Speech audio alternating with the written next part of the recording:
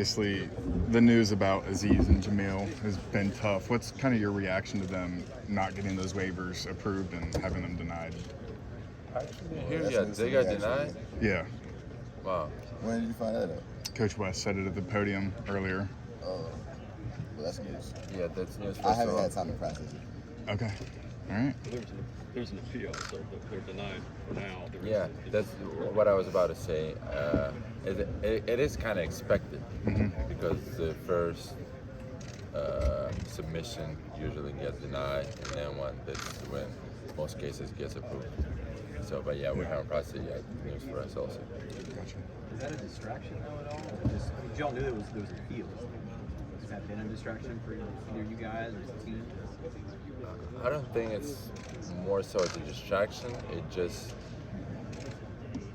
you just want to know what you're going with into the season, kind of. You know, we're preparing the day they're gonna play, and if they end up not playing, I feel like it will impact some of us in one way or the other. How much easier is your job with those two big guys? That takes a little relief. Much easier, and not just for me, for everybody. Like they're such a huge rim protectors. They lob threats and thread and post. So. When you look at the depth of this team, how much has that helped with competitive practices and preparing you for the rigors of a Big 12 schedule? Just in, like having those two, And just in general, the depth overall. I think coach trying to amp it up more and more, and trying to increase our standard for practices and stuff like that. So I think it's gonna be really helpful, and we all know what is ahead of us, what kind of league, what kind of games, and we are preparing and we'll be ready for those. What's been the coolest part for you this morning, taking in Big 12 media days? You guys, I mean, I honestly enjoyed it, and answering all these questions, being goofy a little bit, taking pictures. I like all that. John, when Coach was at the podium, he's called you one of the best defensive players in the world and was very complimentary of you. What's it like to, he didn't say in the world, he said in the country. So, but what's it like having that? It's the best basketball country, so but he said just that support that he has for you, and what's your relationship like with him? Yeah, man. I mean, Coach West he's one of my favorite people in the world. So that means a lot coming from him, and I believe that he's one of the best in his craft. Like, actually, I think he's the best. I'm not gonna lie. Like, I just the way he relates to us, and the distance that he'll go for us to get things done for us. Like, I haven't seen that, and it's hard for me to imagine anybody that will run through a wall for the players like he does. So I really appreciate him. And as far as, can I speak on my ability, I got to credit, obviously I was blessed with like a lot of the physical tools to be able to do the things that I do. But I think my high school coaches kind of helped me get into a defensive mindset. They're very defensive minded, and then Coach West is the same way. So he appreciates what I bring, and but it's not really about me. I really do it for my team. Like, that's what they need the most out of me for, and so whatever way I can help the team, that's what I do, and. We're just going to keep trying to get better, keep chipping away at it. You couldn't play last year, but you were at every game, road and away. You're at. How hungry does that make you when something is taken away that you love doing? Yeah, it definitely starts a new fire in you. Like you said, just being out that whole year, it was very tough, mentally and physically, because I'm rehabbing and having days where my knee feels better than others. So it was just, the inconsistency of that, but I think it was all good for me, man. And it was tough at times, but I think it made me a better person. I think it helped me to mature and see things about life that I wouldn't have seen otherwise. So I think it was like a tough experience at the time, but I'm grateful for it. And I'm glad God gave me another chance. I got my waiver to play for my 6th year in this conference, in the Big 12 conference, and playing the best conference in the country in basketball, so I'm excited. Coach talked about earlier the quote-unquote secret scrimmage over the weekend. He said you were one of the better players on the court. How do you feel coming off of that injury, and how do you feel heading into the season, obviously coming off a season where you missed time due to that injury? Yeah. Man, Be honest. I appreciate Coach Wentz. He was not one of the better ones in that scrimmage. I appreciate it, man. Whatever he did see, man, I appreciate it. You know, I'm still finding my way, man. I'm still finding my way. It was my first game playing against somebody other than my teammates, in about a year. You know, so I think for me, as far as like individually, my process is just about like getting back into a flow of things, getting used to the pace of a game versus the pace of practice, and just continuing to, invest in my body, making sure my health is in the place that it should be. But, that scrimmage, it taught us a lot. It taught me a lot, as an individual. I think it showed us what we can be as a team, our upside, and, I'm excited. It was very uplifting, actually. What has this offseason been like for you? Obviously, you're coming off that injury. Just walk us through what this offseason was like for you. This offseason was a lot of maintenance on my body. Just continue to get my legs stronger day by day, week by week, and kind of just trying to get back on the court and build like a physical rapport with pause. I gotta pause it. Build like a rapport with my teammates again, because after being out a whole year, you kind of lose that chemistry on the floor. So I think a lot of the summer about in the off season was for me just like and kind of like learning how to play again. Because your movement sometimes you might be like timid to plant or cut, and your timing might be off on certain things. So that's kind of what my offseason was like. You three have been here since day one. How has this offseason been different in terms of joining the Big 12? Jordan, Brandon, how does that differ from your first two off seasons? A lot different because I want to say the joke, it's not my joke.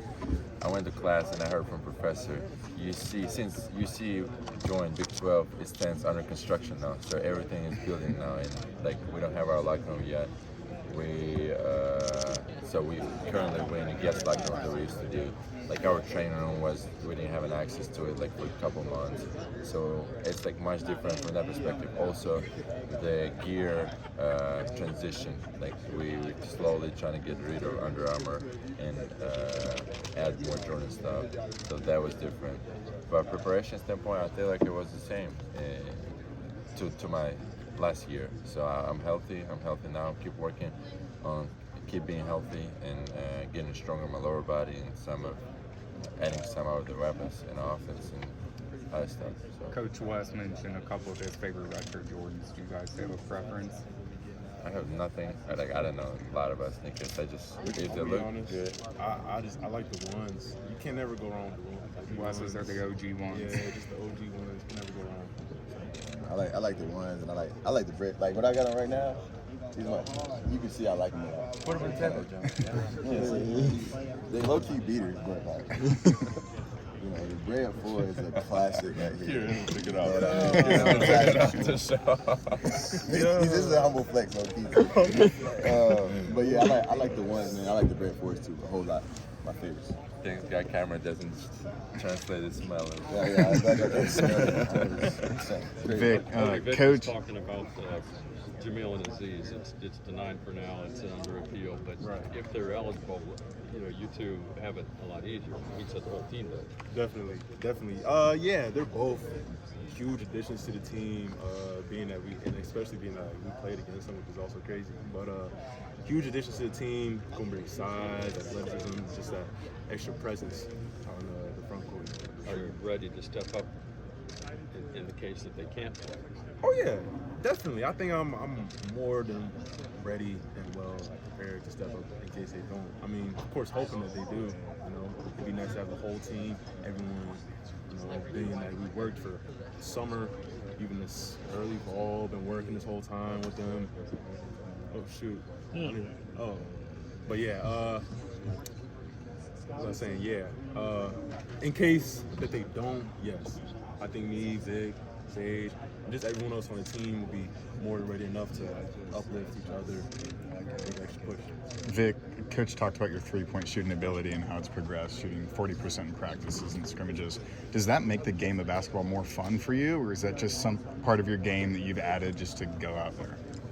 more fun because I get excited scoring threes. But me being a perimeter a lot in off season takes away from me being in the paint now. So I'm trying to find a balance now because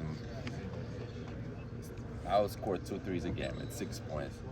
But I've spent 40 minutes being a three. You know what I'm saying? So it's like I gotta find a balance of being there because I can't hurt what actually my superpower to be around the basket and like have a high field goal percentage. I can't just forget about it. And now I'm a 3-point specialist. So it's much more fun to play it that way, and I feel for a team also because they can just help off me and stuff like that. So at this point, it's just about finding balance. How much of CJ and CMOS going to help you in that area? Because those two come in and they're really sharpshooters from beyond the arc. I want to highlight CMOS. European, I waited for one for a long time. You can laugh all you want. I was praying so we get another European. And actually, he also speaks Russian, so it's like they're helpful, and I feel like we're like close cousins. It's talking about off the court with CMOS. So we're really like friends, and on the court, obviously, we have a lot in common. Like I played in Lithuania before, so we knew of each other. So I think it's really helpful. Your English is outstanding, you know. Is it true, though, that the first word you learned was that is not a foul? Yes. This Coach Miller said it, yes. I agree with Coach. That is not a foul. John, how would you describe Cincinnati basketball to the rest of the Big 12 and guys that fans are just getting to know you? Man, blue collar hoops together, and every play. You know, we want to bring it every play. We didn't play the full 40. You know, I feel like we all, at the beginning of the year, once practice started, like, I think we all three of us really agreed that was something that we really want to take seriously, like playing the full 40. Because in the past, sometimes we fell short because we played 36 minutes. We might play 38 or 39, you know? But our goal this year is our brand of basketball. We want to play the full 40. We want to play blue collar, play tough, play hard in a single play, and just play together. Because, you know, we do that. Like, we have the talent will show up. Like, the talent speaks for itself. It's all there. So I think it's just about everything else for us. What's been your guys' biggest takeaways from an event like this today? Obviously, it's been a short time, but what's been your guys' biggest takeaway from this Big 12 Media Day so far? People care a lot about this, about where we're at. You know, Big 12 is the best conference in basketball in the country. So, you know, I just so many media, so much media here. So much coverage, like, for me, it's a blessing, but it's just to know that people care about what we're doing and what we have to say. You know, that's like second to none. Vic, I heard you had a little bit of fun earlier, walking around, taking it all in. Just what's been some of your favorite parts here at Big 12 Media Day so far? Favorite parts? I mean, taking that ball, Big 12 ball, was really cool to haul. What's it called? Diamonds? Yeah, it's not diamonds. What is it called though? Sequence? Yeah, facts. Whatever. That part was cool. Taking pictures of jerseys. Rhinestones. Rhinestones. Is it rhinestones? That's it, Yeah. Facts. My bad. But yeah, this part, I actually like this when it's like a lot of people talking to us at the same time, like cameras. I like it. I don't know. All these cameras, yeah. I feel like I'm a president. Ody, if Aziz and Jamil aren't able to play with you guys, how much trust do you have in Coach Miller and the staff that they'll be able to roll with those punches and kind of adjust on the fly and get you guys ready for the season? I have more than enough trust in them. You know, I mean, it's the reason why I came to Cincinnati in the first place. You know, I trust the coaching staff, the people that I believe in as well. And yeah, I'm more than confident enough in their ability. I'm sure they're confident in their own ability to keep things going, keep things rolling, regardless of the situation. First look at the Jordan uniforms. Obviously, you guys were the ones who modeled them out earlier. Just talk about what you guys' initial thoughts on were of those jerseys. They're nice, and it's like an ode to back then, back when they were rocking. They had the gym rocking, had everyone rocking that Jordan logo, the C-Pod. So yeah. Who has Rayfield turned into the biggest beast, or is he sitting here at this table? Wait, you said Rayfield what? The Monster Factory. Yeah. Who did he turn into the biggest monster? Yeah. I mean, a lot of bodies have changed. I mean, looks like Sage is eating some. Definitely. The biggest monster. The biggest monster. CJ. I was monster of the I ain't summer. I'm gonna go Jamil. Jamil for sure. Yeah. Cause he lost like what 40? 40 pounds. Like that's crazy, bro. That is Summer, wild. He just got here. That is wild. Rayfield is the Hold on, best he in the didn't country. lose 40. He was 280. He was 310. No, he lost 40 He or lost 30. 40, man? 30 or 40. Coach said he lost Coach 45. said, yeah, close to 45. Yeah. That's out of pocket, right? Like Coach Rayfield is the Yeah. best in the country. Agree. Like, But let me pick on him. Let me pick on Coach Yeah, Rayfield. yeah. That's my routine. No, I won't. We're in the media. He doesn't I matter. say you sure want to do that. What have been your guys' opinions on the two freshmen, Rayvon, Griffith, and Jizzle James? How have they contributed to the team this offseason? Things are really talented, and I like about them how they bring it every day. Both of them. They have bad days. Freshmen, new coaches, everything. Better players playing with them. They're learning, and they bring it every day. They have bad practice, maybe another bad, but they still trying, and eventually, I'm not saying they're bad, but they still trying to figure it out, and I like it about them because if you have those type of freshmen, they can be great players. Vic, Coach, not to get off topic, but Coach talked about your passion for stand-up comedy, that you've even gotten behind the microphone. Is that a legitimate passion for you, or is that Yes. just kind of a hobby that Yes, you do? and I wanted to do it this summer, but then I realized it's gonna be harder, and I decided to restart my YouTube channel. Everybody will see it soon. Gotcha. Who's your favorite comedian? In America, I said Dave Chappelle and Bill Burr. What's the YouTube? Is it Laughs with Lakhin or what? Lakhin Entertainment. It got like 90 subscribers right now, but I 90? haven't uploaded anything in like a couple of years. So it'll blow up. It'll blow up. Speaking of the freshmen, Coach Miller emphasized that Jizzle kind of has a similar mindset as David DeJulius. He's in the gym early. He's one of those guys you kind of have to drag him out of the gym. Do you guys see the resemblance there between the two guards? Obviously, you guys played quite a bit of ball with a guy like David. Right. As in like in their games or? Just like the work ethic, having to like always be in the gym kind of aspect. Yeah. Yeah, no, I definitely see it. Him, Rayvon, like he said, like they're always in the gym. He's in there before practice, and then he goes hard during practice. Get shots up after practice. You know what I mean? Like he's always in the gym. He's always working. And like Vic said, that can only be like a recipe for success down the line. You guys are all three older guys. How much have you seen the college game change during your careers when you look at the addition of NIL, the transfer portal? How much has it changed in that aspect? Dramatic. Go ahead. Dramatic changes. Man, it's changed a lot. I think the game itself has changed a lot. You know, it's even from like I came in 2018. What? I know, bro. Previous decade. Nah, like the game is changed, man. People shoot a lot more threes, man. And man, I think it looks. So I think the playing field is a lot more even now. I think because like high schoolers have the opportunity to either like the Miller Ball going overseas or whatever. Like he's like a trailblazer for that. And high schoolers having the opportunity to play in programs like the overtime thing and then go pro, or like do something like they're different ventures. So I kind of think that's why you see like the NCAA tournament looks a lot different now than it has before, where like the teams are like, I don't want to say any team specifically, but it's just like the playing field is more even. Like you see a lot smaller teams getting bigger wins, or you see like the teams that you're used to seeing win a lot it's not as consistent these days, because those kind of like ready-made guys aren't going to those schools. They might be going somewhere else because it's a different NIL opportunity, or it's a different opportunity as far as like for their playing career. So I think it's good for the game though, because it makes the game better. It makes the quality of basketball better. But yeah, I think that's what it's saying. You mentioned the NCAA tournament there a little bit. Does it come to your guys' mind to think 3 of the last 4 seasons there has been teams from this conference playing for a national championship? Have you guys really thought about that aspect yet?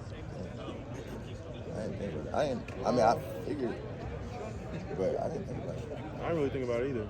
But I mean, I guess that comes with like the Big 12 being the best basketball conference in America. Like you can expect that someone from this conference would be playing at the highest stage possible. But it never really like dawned on me like, wow, like, you know what I mean?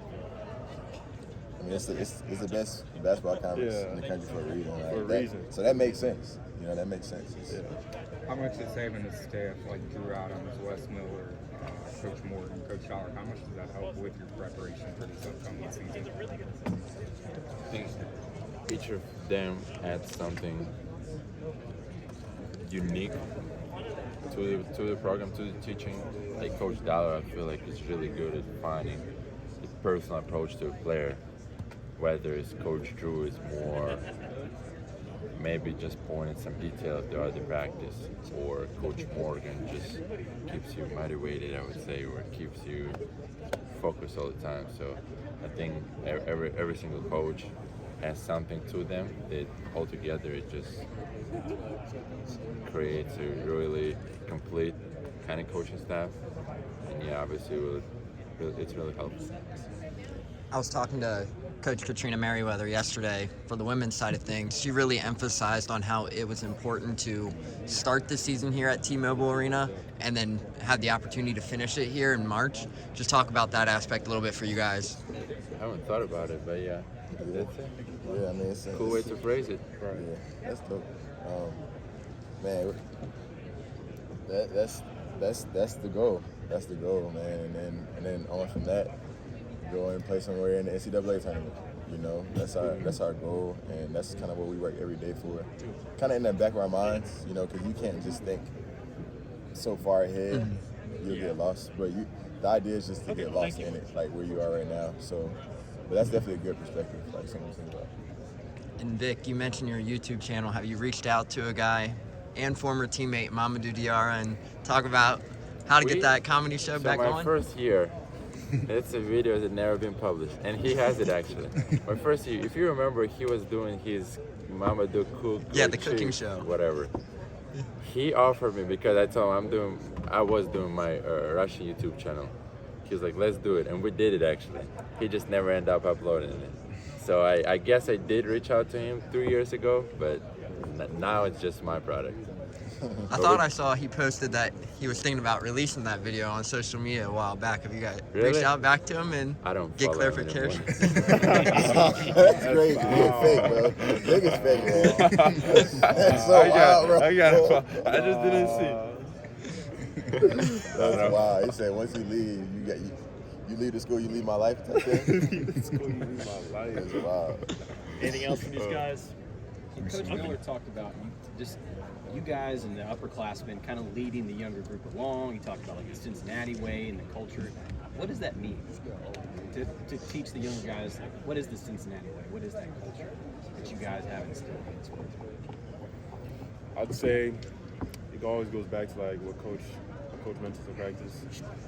We care, we work, we respond, We fight. and we fight. Right here on the wristband. Exactly. Zooming on the wristband. But as long as we take those principles and we implement them every single day, not just in practice, but just like how we carry ourselves off the court as well, it sets an example for, you know, not just the freshmen, but like, you know, the newcomers as well. Be like, okay, so this is how Cincinnati, like, this is how they do it in Cincinnati. This is how they act, this is how they respond to everything. And yeah, it's a recipe for success. What's your message to Bearcats fans? Obviously, just about 3 weeks away from the home opener. Just what's your guys' message to the fans ahead of that homecoming or home opener? He said, and pass it to me. Man, I want you to speak, bro. You speak for the people, bro. Message. Headband Big's gonna be back. All the fun environment's gonna be back. I'm excited to see y'all, and let's go Bearcats. Good cats. Yes, sir. All right, thanks, guys. Thanks, guys.